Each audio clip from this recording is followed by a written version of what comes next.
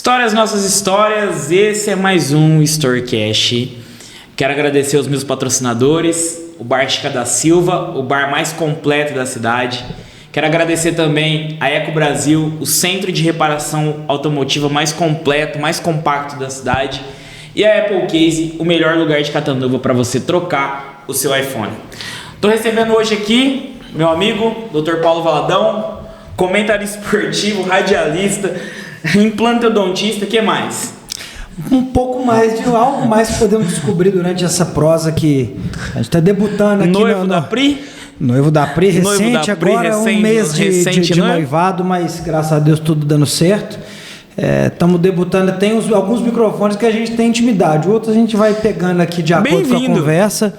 Muito obrigado, primeiramente dar parabéns aí que agora eu frequento muito aqui, mas acho que é a primeira vez que eu vejo aqui bem montado com essa estrutura maravilhosa, grandes empresas te apoiando aí, com certeza vai ser um prazerão bater um papo aí com todos os seus, como é que eu te digo, todos os apreciadores desse podcast maravilhoso que você tem. Obrigado por ter vindo, meu amigo. Agradeço demais sua participação. Vamos direto ao ponto, porque eu sei que você é um cara muito ocupado. Mas eu queria te perguntar, cara, como que nasceu essa sua paixão pela odontologia? Já o que acontece? A gente sempre tem um dado momento da vida que a gente não tem muito essa de querer fantasiar um sonho, não. A gente toma a rédea daquilo que a gente tem de possibilidade na vida, né? Hoje eu tenho o meu irmão mais velho, o único irmão que eu tenho o mesmo nome que eu, ele chama Paulo Henrique, meu nome, que por mais que eu use em rede social apenas Dr. Paulo Valadão, mas meu nome é Paulo Tarso, né? Então, muitas as pessoas não sabiam disso, né? Então, assim, o Paulo Henrique, meu irmão, ele já é dentista formado desde o ano de 2001 e ele sempre colocando na minha cabeça, o Brasil etc. Prestes a ser 80 e ele se formando. Torres Gêmeas caindo nos Estados Unidos, longínquo ano de 2001. E o que acontece? Então, assim, isso ele já vem trabalhando, passou por diversos momentos da odontologia e ele sempre me incentivou. Eu tive um momento que, inclusive, que vai congruir agora com essa questão da rádio. Eu sempre tive o sonho de fazer jornalismo também, sempre gostei muito dessa parte de comunicação e depois mais história, né? Mais na frente da nossa história vai entrar a rádio aí. E ele me incentiva na época a fazer um curso de prótese dentária. Prótese dentária que é para quem já não sabe exatamente o que é dentadura, rote, pequenos dentes que a gente constrói ali à mão que vão diretamente para a boca das pessoas aí repor algum elemento dentário perdido. Eu gosto muito da prótese, a prótese se desenvolve, eu me mudo para a cidade de Divinópolis, Minas Gerais, para fazer esse curso. Gosto muito, depois eu me formo, passo no vestibular de Itaúna, Minas Gerais, onde eu curso o curso de odontologia e que vem, de acordo com a história, vem me trazendo até me trazer. Eu entro na odontologia no ano de 2011, certo? Comecei o curso de prótese em 2008 em Divinópolis. Entro na odontologia em 2011 em Itaúna, formo em 2016, daí em 2016 aí já vem a história que você já conhece um pouco mais. Me mudo para Salvador, moro em Salvador 3 anos e meio e já morei no interior da Bahia também, então assim, é história longa que graças a Deus hoje ela vai tomando corpo, né, até me trazer a cidade maravilhosa, né, que é a cidade de Catanduva. E meu amigo, sempre quando nós pensamos em dentistas, a gente pensa em várias especialidades. E por que implantodontia? O que te fez olhar para esse mercado de uma forma diferente? É a realização de sonhos? É a volta a sorrir? O que mais te motivou? Hoje, na verdade, acho que bem como todas as especialidades médicas, a gente tem várias maneiras de resolver o mesmo problema, né? E o implante dentário, para a resolução de uma perda dentária, né, para quem perdeu um dente, ou por cárie, ou por não ter nascido, hoje ele é o mais próximo da realidade, né? Hoje, por exemplo, a gente trabalha apenas com os implantes com a prótese em porcelana, que é o material mais parecido com um dente natural, digamos assim. Então, assim, quando a gente escolhe a implantodontia, tem muito a ver com diversas coisas. A gente não pode, acho que fica muito poético, muito semântico virar para você e falar não, etc. Não, porque também é uma coisa que para o profissional implantodontista ele tem um valor mais agregado. Por que ele tem um valor mais agregado? Porque aquilo ali muda a vida da pessoa e faz com que ela tenha o sorriso muito mais parecido com o dente natural de pessoas que ou perderam todos os dentes ou que perderam, por exemplo, um ou mais dentes. Legal. E tem algum caso especial aí que você se recorda dos primeiros casos que você fez que o olho do paciente brilhou assim quando você fez? Na verdade, tem uma das coisas que são 2 etapas da prótese sobre implante que a gente gosta muito, né? Essas etapas também ela tem na prótese convencional, da dentadura, no rote, na PPR que a gente fala, mas quando o paciente que está desdentado, principalmente o desdentado total, né, que a gente posta muito lá antes e depois na página da Volte a Sorrir, principalmente o desdentado total, quando ele pega e ele coloca o sorriso à prova dos dentes, ou né, quando ele entrega e a gente dá um espelho na mão do paciente e ele se vê novamente com um sorriso, abre e fecha a boca ali, tem aquela abertura de boca, a oclusão que a gente fala, né, bem perfeita, bem harmônica ali, próximo do perfeito. Isso é muito gostoso, você vê o paciente se emocionando de chegar a chorar mesmo. Acho que nada paga isso. E quando você vê aquele sorriso reconstruído, é uma sensação diferente, né? Isso é muito gostoso, principalmente às vezes quando você chama um parente, chama a esposa, chama o esposo ali para dentro da sala, chama uma filha, um filho que às vezes tá fomentando aquele trabalho, tá pagando o trabalho para o paciente, e a pessoa vê ali no sorriso da mãe, do pai, etc. Aquilo ali reconstruído é uma coisa que realmente nada paga, não tem preço. E a Volte a Sorrir? Como que nasceu esse sonho? Bom, a Volte a Sorrir, na verdade, ela é o seguinte, né? Essa empresa é uma empresa que ela existe há muito tempo no Brasil, que é uma empresa que hoje ela tem mais de 100 unidades no Brasil, né? Como o dono principal, né? Vamos falar, né? Na época dele nem tinha o termo CEO, né? O cara que inventou, digamos assim, esse projeto de clínicas que hoje são populares, que era o início, né, de como é quando a gente vê aqui essas clínicas que tem, a clínica sobe uma escada ali em cima do açougue, em cima da padaria, etc. A nossa ainda permanece nessa estrutura que tem uma escada, etc. E nós já mudamos um pouco esse padrão, né, de você ter que ter o termo popular, significa você ter muita gente sem horário agendado, e hoje exatamente o que a gente faz na Volte a Sorrir é o contrário. A gente permanece com uma estrutura parecida e melhorada, parecida com aquela que eu peguei aqui em 2019, só que hoje já, com certeza, com o acabamento interno da clínica já bem mais prime, né? Visando exatamente a gente dar esse conforto com pacientes com horário agendado, certo? Que ele vai chegar, ele não vai aguardar, ou se ele aguardar, ele vai aguardar bem pouco, porque teve alguma intercorrência no atendimento anterior, mas a gente vai mudando esse termo. Concluindo sobre a Volte a Sorrir, então, eu me mudo aqui saindo, né, de uma outra empresa que eu trabalhava na Bahia como funcionário, digamos assim, eu gerenciava uma unidade dessa empresa lá na Bahia. E eu já vi que eu tinha esse tino para ter o meu próprio negócio. Eu venho para cá, na época com 7 sócios, acho que nem você talvez sabia. Meu Deus, nem eu sabia. Era sócio pra caramba, e eu vi que depois, com o tempo, a gente vai tendo a necessidade de andar com as próprias pernas, né? E isso aí eu comecei a ser o arrendatário solitário, né, sozinho, e depois acho que nem o próprio seu Ivo, independente da gratidão que eu tenho com ele, eu gostaria de ter mais. Eu queria realmente andar com as minhas próprias pernas, sozinho, e é isso que acontece quando eu efetuo a compra da clínica. E hoje a unidade da Volte a Sorrir de Catanduva, ela tem assim, o cerne principal do trabalho é o meu trabalho, do Dr. Paulo Valadão, né, da minha noiva, da doutora Priscila Garcia também, e exatamente a gente faz esse trabalho de acordo com aquilo que a gente acha correto. Como eu gostaria de ser atendido num dentista, num médico, a gente oferece para os pacientes hoje da Volte a Sorrir. E como que você muda esse conceito, Paulo, de uma clínica popular? Porque geralmente clínica popular, o que a gente pensa? A gente pensa em pessoas amontoadas em uma recepção, desculpa, né? É um conceito clássico isso aí, né? Esperando muitas vezes horas para ser atendido. Às vezes vai ser atendido, às vezes por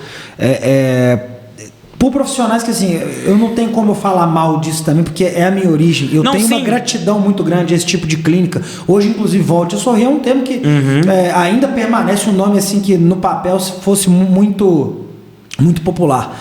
A gente tem popular, hoje eu atendo vários tipos de público ali, só que a gente, por mais que seja um senhor que junta um dinheiro lá no colchão para vir fazer uma dentadura, e o paciente que ele tem a condição de fazer uma prótese protocolo, ele vai ter a mesma atenção que eu posso dar, o máximo da atenção que eu posso dar, tratando e deixando isso com o máximo de carinho possível, para a gente chegar no final e a gente ter essa emoção que eu te falei, do paciente pegar um espelho e conseguir ver o sorriso reconstruído ali.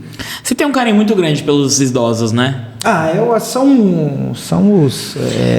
como é que eu digo? Posso falar que hoje são o nosso público, além de ser o nosso público-alvo, né? Porque são geralmente as pessoas que nos anos 60, nos anos 70 não cuidavam de dentes, né? Não tinha a mesma educação odontológica dentária que hoje nossos pais nos deram. Eu, com 11 anos, eu estava num antigo doutor Aristeu Luciano Maia, doutor Luciano, lá na minha cidade, na cidade de Oliveira, Minas Gerais, cuidando dos dentes, etc. Hoje não é a mesma coisa, né? Antigamente, isso aí, pessoal, tinha uma dor de dente, mandava extrair, mandava arrancar, e hoje essas pessoas, né, que foram crianças, né, e adolescentes dos anos 60 e 70, que é a grande maioria dos nossos pacientes, né, e que a gente consegue, graças a Deus e todo o nosso preparo, né, o preparo que a Volte Sorrir tem, entregar esses sorrisos da melhor forma possível.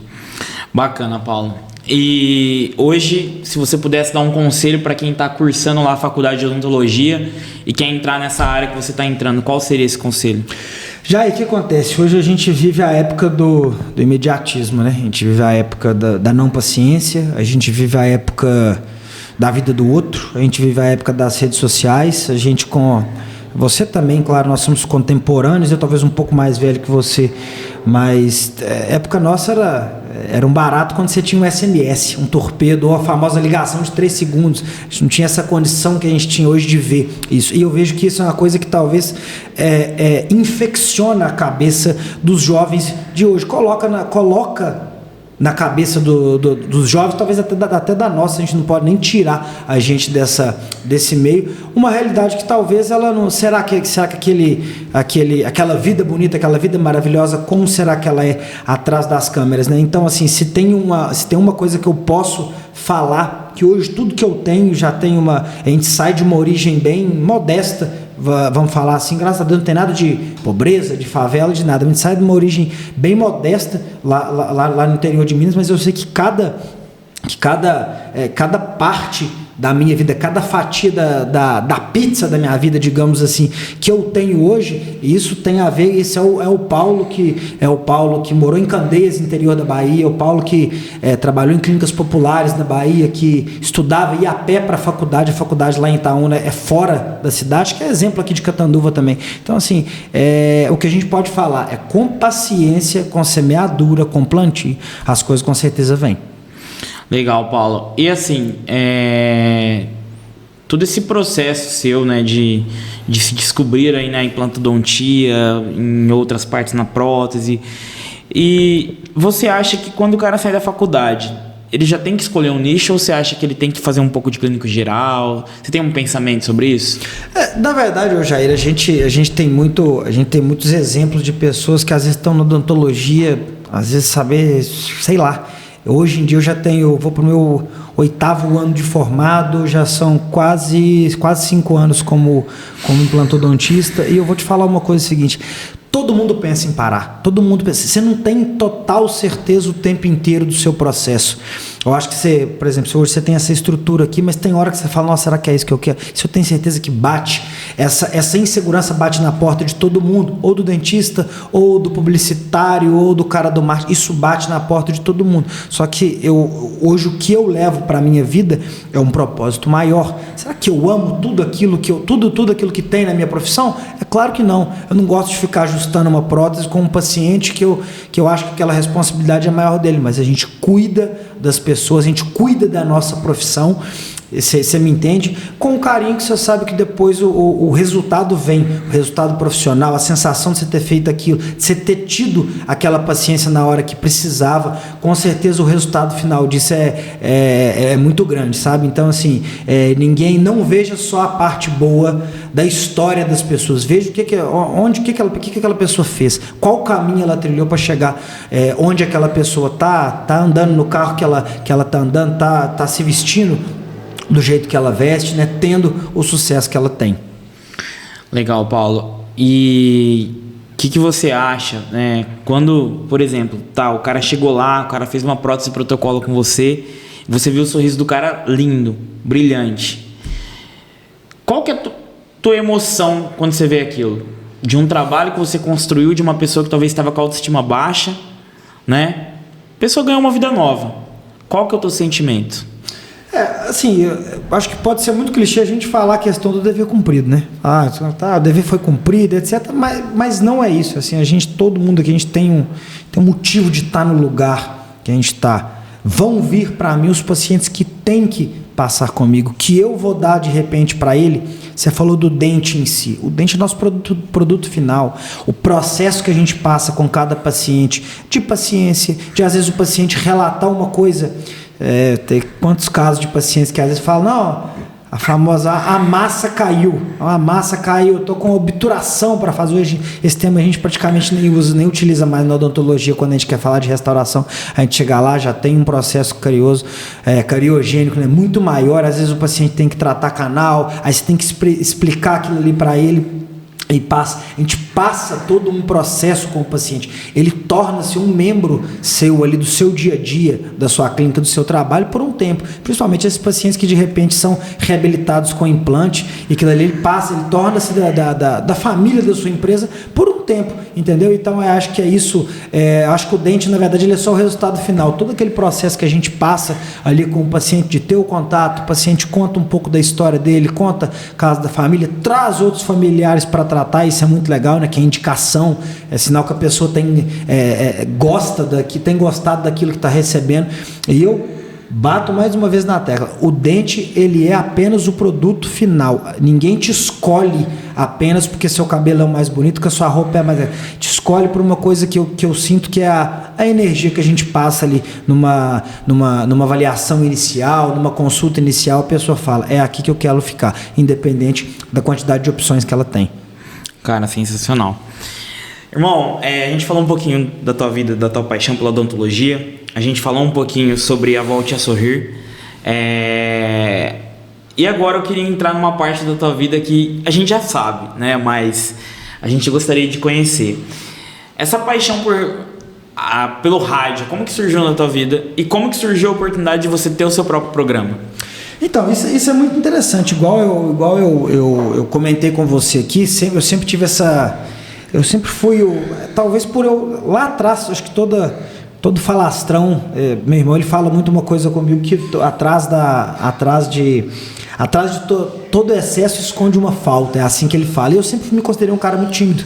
Sempre quando você está falando do futebol, aí ninguém queria jogar no gol. Fala, deixa que eu vou. A gente tenta esconder alguma coisa que talvez não era aquilo que exatamente a gente queria. Então, eu sempre me desenvolvi essa questão de tentar falar melhor, tentar ter um português mais bonito para eu tentar... Para ser um adolescente mais legal, uma criança mais legal e estar no meio social ao qual eu quisesse fazer parte. Então, assim, eu já pensei lá atrás, em fazer comércio exterior, o próprio jornalismo que eu comentei com você aqui. Isso era vontade minha, antes de surgir a odontologia, né? A odontologia, ela fez-se mais, mais conveniente para minha vida cursar, ter o curso, porque eu tinha esse tutor, que era o meu irmão, lá hoje em dia, de quase 25 anos de odontologia.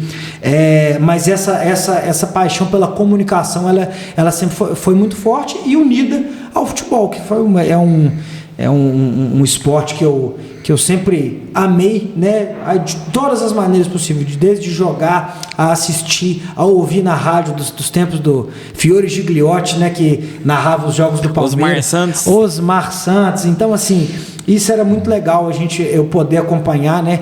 Não eram todas as televisões que passavam, principalmente eu morando em Minas e querendo assistir jogos do Palmeiras, né? Sempre já teve essa polêmica aí, por que você torce pro Palmeiras? Eu sempre com aquele argumento já na manga, né? Tipo assim, não, time grande só é grande porque tem torcedor fora do estado. Então isso aí é uma coisa que sempre me acompanhou. Então, assim, paixão pela comunicação, paixão pelo esporte, que hoje ainda é o meu, posso falar que é o meu hobby, a coisa que eu mais gosto de conversar sobre, que é o futebol. E aí surgiu essa oportunidade, né? Eu tive essa oportunidade através da Rádio Clube FM aqui de Catanduva, de me cederem um espaço, de gente comprar aquele espaço, né? Na época até me deram o exemplo que o Luciano Huck começou assim acho que na época na Bandeirante, né, quando ele compra o programa, o espaço para ele fazer o programa do H, né? Isso é das antigas, lá nos anos 90, né? Não sei nem se você lembrava dessa, você sabia disso? Não lembro. Programa do H, né? Na época que tinha aquelas... o que hoje em dia foi passado para ser as paniquetes, era a época que tinha Feiticeira, etc., em outros programas, né? Então, assim... bem como então o Luciano começou, a gente começa comprando esse espaço, né, pra gente falar num horário que é um horário super nobre, né, que é um horário a hora que o povo tá acordando, né, cara? Tá acordando, passando seu café, entrando no carro, indo levar a molecada no colégio, né? Então, assim, é uma coisa que hoje a gente considera um horário muito bacana pra gente falar daquilo que a gente ama, daquilo que a gente gosta. Eu tenho prazer de sentar e fazer uma pauta do programa, em ter acesso a uma informação que eu sei que eu vou ter prazer de chegar ali e passar para os nossos ouvintes. Hoje a gente tem, por exemplo, eu tenho pacientes hoje da clínica que conheceram a clínica através do programa, então acho que vai virando uma teia ali, né, nessa cidade maravilhosa de Catanduva, né? Às vezes eu tenho paciente que eu indico ouvir a rádio, e ouvintes da rádio às vezes são conduzidos até a clínica, então a gente tem vários exemplos desse que a gente com certeza consegue ver essa vantagem, né, de ser um grande comunicador e automaticamente um grande profissional da área da saúde através da implantodontia, né? Maior goleiro do Palmeiras da história. Marcos, né? Não tem como. Esse aí, acho por tudo, pela carisma, por tudo, eu acho Tô perguntando isso porque o Paulo é palmeirense, viu? Infelizmente, vocês já ouviram aí que ele fala que ele é palmeirense. Você fala que não tem como você ter só coisa boa, né? Mas respondendo do Marcão, não tem nem como falar, né? Eu acho que o cara que no auge da carreira ele recusa uma proposta que ele recusou da Europa para ficar e jogar uma Série B, né? A primeira da história do Palmeiras ali, eu acho que é uma das coisas que faz ele pegar esse primeiro lugar, na minha concepção, né? Palmeiras é academia de goleiros, né? Na minha concepção, com certeza, o maior de todos os tempos. Então, já que o Paulo é palmeirense, eu trouxe algumas perguntas assertivas aqui para ele. O maior treinador da história do Palmeiras? Eu falo assim, Jair Pisserni, tô brincando, brincadeira. Jair Pisserni, essa cara. Jair Pisserni, na verdade, eu tô lembrando dessa... 2003? Dessa época que o Palmeiras jogou a primeira Série B, né? Eu lembro, essa Série B, eu vesti todos os jogos do Palmeiras. Eu lembro que, eu não sei se era Bandeirante ou a Rede Record. Que transmitiu todos os jogos, né? Foi a primeira Série B onde teve times grandes, né? Foi Palmeiras e Botafogo do Dil, de outros caras lá. E eu lembro que eu assisti toda essa Série B. Respondendo a sua pergunta, assim, a gente tem um pouco, às vezes eu acho que a gente é um pouco filho da época, não época que nós estamos vivendo. Em números, a gente tem que falar Abel Ferreira, talvez pela história, talvez pela figura ativa que seja Luiz Felipe Scolari. E tem um cara que é ídolo nos dois, né? Oswaldo Brandão. Oswaldo Brandão já é um cara mais das antigas, 60, né? Da primeira ou da segunda academia. Isso aí é uma coisa que eu digo que é histórico isso. Acho que tanto a academia de goleiros quanto a academia de grandes profissionais, na verdade. Eu gosto de falar muito uma coisa seguinte. Acho que o Abel Ferreira, na verdade, ele dá muito certo no Palmeiras hoje, porque ele tem essa questão da pessoa. Não é atleta é lá dentro. Mas fora, o cara desceu ali pro vestiário, o cara é uma pessoa. O cara que vai atender um telefonema da esposa. Maldita hora que o Palmeiras achou esse cara no PAOK da Grécia, cara. E você vê como é que são as coisas, Deus, né? Mas eu acho que isso tudo, eu sempre gosto de falar isso muito no programa ao vivo lá, que eu acho que essa origem desse excelente trabalho que o Palmeiras faz, que inclusive infelizmente tem dado uma derradeira nessas últimas 3 rodadas aí, justos também, se sem Deus reclamação, quiser vai continuar a fazer sem agorar, por gente não se preocupar com o Corinthians. É por isso que eu tô me preocupando com o Palmeiras, porque o Corinthians tá difícil, cara. O que acontece? Isso aí vem do que a gente tava falando fora do ao vivo, que vem lá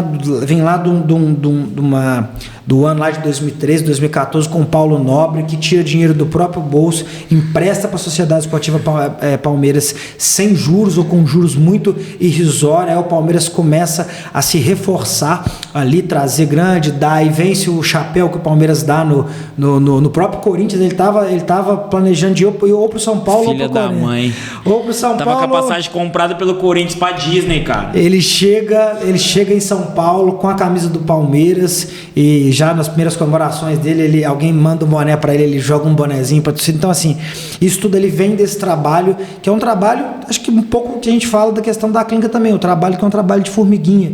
Aí ele traz um grande medalhão que é o Zé Roberto e na época a galera brincava, né, que ele falava, bate no peito do colega e fala, Palmeiras é grande. Palmeiras é grande. Isso aí é uma coisa que hoje talvez o torcedor palmeirense que já sofreu lá na época do Palmeiras do Jair Pisserni, né, do Wagner Love, do início do Wagner Love lá de cabelo verde, né, jogando naquele campo lá que o Palmeiras, inclusive o Palmeiras conquista o acesso naquele jogo contra o Sport, né, um jogo na cidade de Garanhuns, no Pernambuco, onde tinha um bode, né, pastando dentro do campo horas antes do jogo iniciar. Então, assim, isso é uma coisa que hoje o torcedor palmeirense pode colher os frutos de vários anos de paciência, com certeza. E, cara, o teu melhor Palmeiras é o de 92, 93 ou é o de 2020, 21? Eu acho que vai muito essa questão, né? Talvez 92, 93 não, acho que mais 90. Rivaldo. Digamos a era Parmalat ali que vai 92, 93 é mais o São Paulo. O Palmeiras, o melhor Palmeiras desse ano. 92, 93 é o São Paulo do Tele, né? São Paulo do Tele, do Raí, de todos esses caras, do Miller, etc. O melhor Palmeiras da era Parmalat, talvez eles são dois, né? O 99, né, o final dos anos 2000, que é campeão da Copa Libertadores, que já tem Paulo Nunes, Oséias, que já é esse mais efetivo, tem nomes como Arilson, tem uns caras assim que não são medalhões, mas são os caras que funcionavam no esquema do Filipão, e os de 94 a 96, né, que aí vai ter Cafu, Roberto Carlos, Djalminha, com quem eu tive recentemente entrevistando, é uma simpatia total, tem Amaral e tem outros grandes aí, mas vamos falar assim, em efetividade, e que com certeza daqui 10 anos você vai falar, Paulo, você prefere esse Palmeiras da academia da época do Palmeiras Parmalat ou o Palmeiras da Crefisa? Eu acho que efetivamente, principalmente por ter vivido, né, mas já na fase adulta, eu fico com o Palmeiras Abel Ferreira ou com o Palmeiras da Crefisa. Gol do Daverson, gol do Breno Lopes ou aquele pênalti pra fora de 2000? Do Zapata, de 99, do famoso Partiu Zapata, né? Vagabundo. Esse Partiu Zapata, ele é muito bom, que eu lembro que eu tava com o meu primo que me ensinou a ser torcedor do Palmeiras, né? Eu lembro que a gente sai comemorando, a coisa absurda, muito legal, já era noite, né? Esses jogos, antigamente, esses jogos eles eram disputados, aí pode ser que, se eu tiver errado, não tem problema, né? Mas pode ser que esse jogo tenha sido meio de semana, né? Os jogos eles eram disputados meio de semana, e a gente para assistir ali, eu lembro aquele famoso Partiu, bateu o Zapata pra fora, aí é muito gostoso, é uma coisa, sensação, que eu lembro disso até hoje. Mas eu te falo que talvez desses aqui são dois que pra mim, você me pergunta, Partiu Zapata. O esquema do Breno Lopes é que o Palmeiras estava um Palmeiras desacreditado, né? O Palmeiras vinha, o Palmeiras... Só que o Palmeiras acontece essas coisas, cara. O Breno Lopes fazer um gol de final de Libertadores. Mas historicamente, tem o Betinho na final da Copa do Brasil 2012, se eu não me engano. 2012, quando o Palmeiras cai, né?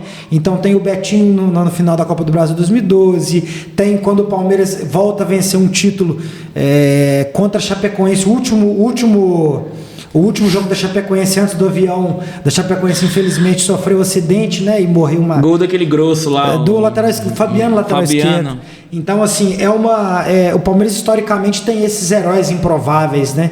E eu gosto, cara, é difícil de separar, porque cada ano quando o Palmeiras, aquele cruzamento, tipo assim, do Rony, totalmente despretensioso, né? Sobe o Breno Lopes nas costas do Pará e guarda no cantinho do John, aquilo ali pra mim é maravilhoso, mas esse e o do Daverson também contra o Flamengo, aí, cara, eu te falo eu sei porque eu senti isso no gol do maravilhoso, você quer gritar, você quer, pra quem ama o futebol, você quer ligar pros outros, você tá ali calado, é muito gostoso. Você está vendo como eu sou imparcial, né? Eu sei muito sobre o Palmeiras também, porque o jornalismo é isso, né? Mas é um corintiano com dor de cotovelo, eu sei. Vou ficar frequentador de arena Neoquímica Arena. O dia que o Abel Ferreira sair fora do Palmeiras vai ser o dia mais feliz da minha vida. Olha só, ele seu cara. Irmão, pra gente encerrar, Sua frase pra vida, seu mantra. Cara, persista até o fim. Sua música. Essa é foda. Tem bastante música. Eu vou falar uma música que... Vamos lá. Depois, se a gente puder editar, a gente edita. É que depois talvez eu vou ficar pensando assim, não, eu podia ter falado daquela música, eu podia ter falado daquela outra. Mas eu vou de... Não é a banda que eu mais gosto, mas a música que eu me lembro que me traz uma energia muito maravilhosa. Provavelmente eu vou colocar ela no carro indo embora daqui. Paradise City, Guns N' Roses. Guns N' Roses. E quando você se partir desse mundo, cumprir o teu propósito, o que você gostaria que tivesse escrito na tua lápide? Acho alguma coisa parecida com a frase que eu falo, né?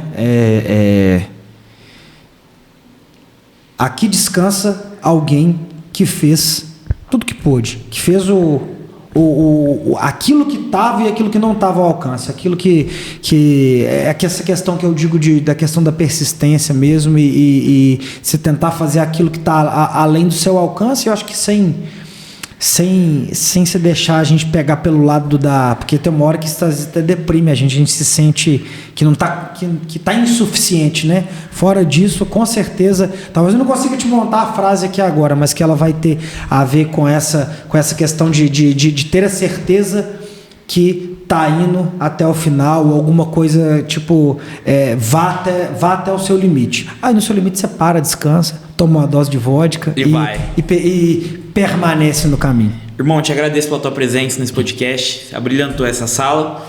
E eu finalizo falando que esse podcast foi melhor do que aquele cruzamento do Beckham em 99.